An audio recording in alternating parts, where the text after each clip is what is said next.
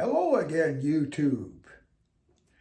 I know, you see. Try not to be green with envy. It is the old cell from hell. Auntie's T-Bone back on God's Nobody, and you're like, an old cell from hell. What's that? Well, about a year and a half ago, I looked into the incel community because I'm always interested in different people and in different communities and ideas. And I discovered I was an old celibate.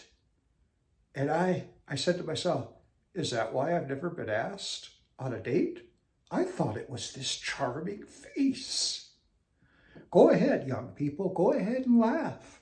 To quote Uncle Hank, your time is a-coming. Chosen ones, let this be said of you.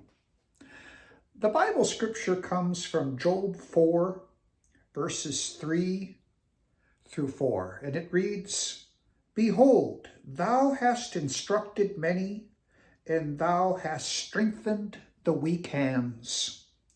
Thy words have upholden him that was falling, and thou hast strengthened the feeble knees. You know, one of the greatest things we can try to do in other people's lives is to encourage them, to try to speak words of life and hope in people when we see they are down, when they're having a tough time. You know, so many of us sometimes are so afraid of bad luck that we just run from folks who might be in trouble. But wouldn't it be a wonderful, wonderful world if more of us made it a point to say a pleasant word now and then, to say something that uplifts somebody now and then? I mean, to be remembered for that. Could you imagine if you know, at your funeral, people got up there again and again and again and were able to say, you know, she always made me feel better about just being alive.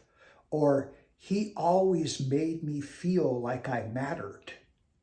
I'll never forget that about him, or I'll never forget that about her.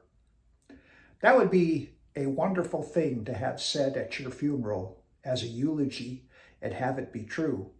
Something to consider, chosen ones, as you go on throughout your day. Until next time, this has been God's Nobody here on YouTube. Goodbye now.